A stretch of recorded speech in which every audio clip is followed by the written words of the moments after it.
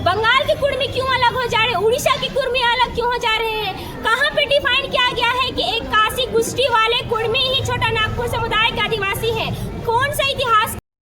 आज में कुछ बार बार इनका कहना है कि हम तर्क पे बात करते हैं, संवैधानिक मांग करते हैं। तो मैं आप लोगों को बताना चाहती हूँ कि जितने भी इन्होंने डॉक्यूमेंट्स सबमिट किया है या फिर अभी तक सोशल मीडिया पे जो भी चला रहे हैं ये लोग, इतिहास का हो या फिर सेंसस रिपोर्ट पे हो, एक ही वर्ड आपको देखने को मिलेगा, कुर्मी या तो कुर्मी।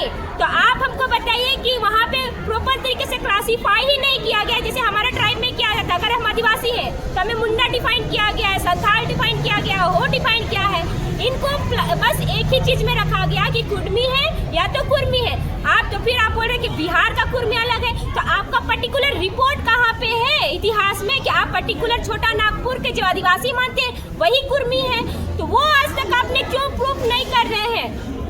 तो फिर आज ये वहाँ पे तो पर्टिकुलर कुर्मी ही डिफाइन किया गया है। तो आज बिहार के कुर्बार ने ये दर्ज किया था, ये जनता को आप लोग दिखाइए। और आपके जो इतिहासकार है, वकील साहब हैं, हम उनसे भी दिखाने की मांग करते हैं। यहाँ एक तरफ कह रहे हैं कि डीएनए का हम 65,000 वर्ष पूर्व का डीएनए है इसलिए हम आदिवासी हैं। तो किस संविधान के आर्टिकल में लिखा गया है 342 में कि डीएनए के आधार पर आप आदिवासी बन सकते हैं? ये हम उनसे मांग करना चाहते हैं कि आप बताएं कि किस संविधान के आर्टिकल में आज तक जितने भी सूची में बनाए गए हैं आदिवासी, उसका किसी भी डीएनए का जिक्र नहीं है, नहीं तो कुछ प्रावधान है।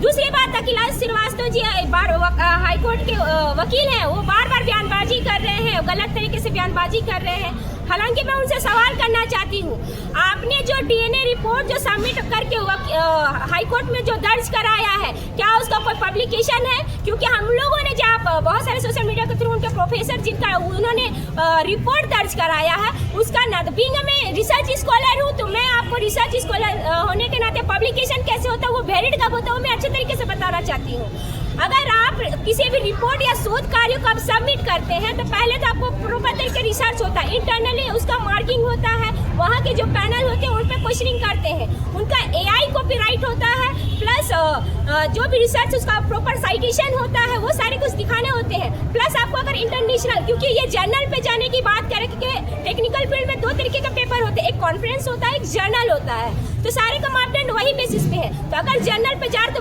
मिनिमम 6 से 7 महीने का मिनिमम टाइम लगता है। और प्लस इसमें है कि इंटरनेशनल कॉपीराइट भी इनको जमा करना होता है। उनके जो शोधकर्ता है वो खुद बोल रहे हैं कि जो बेंचमार्क जो लिया गया है, बेंचमार्क जो लिया गया वो आदिवासी समुदाय के संथाल कम्युनिटी और ये सब का लिया गया, और मेरा पब्लिकेशन अभी तक हुआ ही नहीं, तो हम कैसे माने कि ये वैलिड है? एक तरीके से ये बस भ्रमक और गुमराह कर रहे हैं, क्योंकि जब तक बिना पब्लिकेशन के अप्रूवल ही नहीं होगा तो आपका रिजल्ट कैसे आप करेंगे? इसका जो शोध करता है, मैं उनसे कहूँगी कि आपका डेटा का गलत यूज किया जा रहा है और देशद्रोही का काम किया जा रहा है, क्योंकि ये समुदाय की, क्यों आप अगर वकील हैं तो कोई भी वकील इस तरीके का बयान नहीं देते कि आदिवासियों का औकात नहीं है लड़ने का, इस तरीके का कोई वकील बयानबाजी नहीं करता है। तो इसको संज्ञान में सरकार को भी लेना चाहिए, क्योंकि ये प्रॉपर तरीके से 2 कम्युनिटी को लड़ाने का बयान कर रहे हैं और इसका जो रिपोर्ट है उसका कोई ये मानना नहीं है अभी।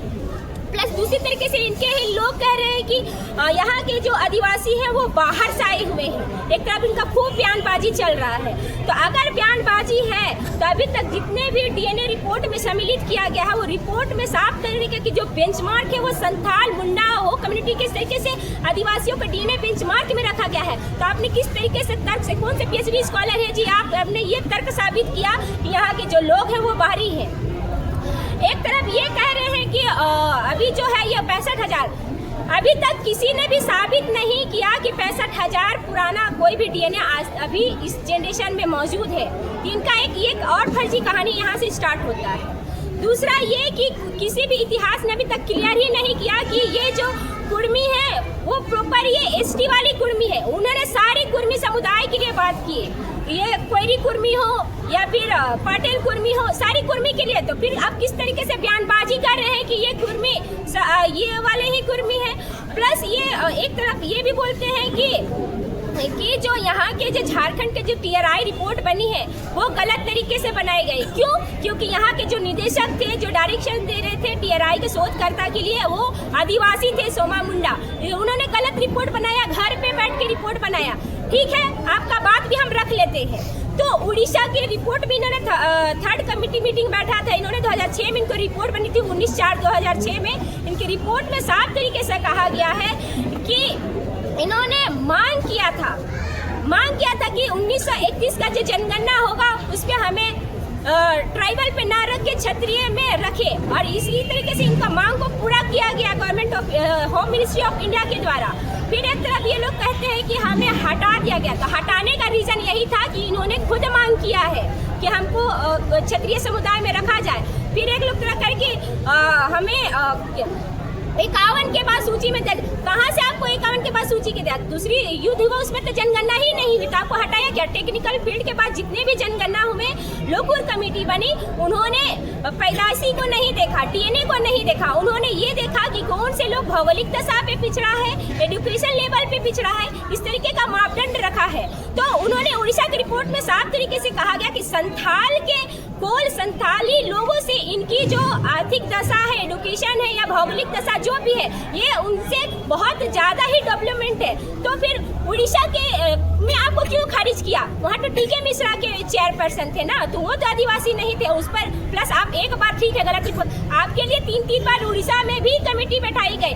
अब यहाँ पे लोग हैं कि बंगाल के लोग भी भड़का रहे हैं, सर वहाँ के हाईकोर्ट ने बोला कि इनकी मांग जो है वो असंवैधानिक है, प्लस उड़ीसा ने तो ऑलरेडी 2006 में खारिज किया। अब 25 चल रहा, 25 जब 6 में इनकी बातों को बोल दिया गया कि संथाल के कोल और संथाली लोगों से इनका डेवलपमेंट हो गया, अब तो 25 की बात है। झारखंड में तो आप भी और भी डेवलपमेंट कर रही है।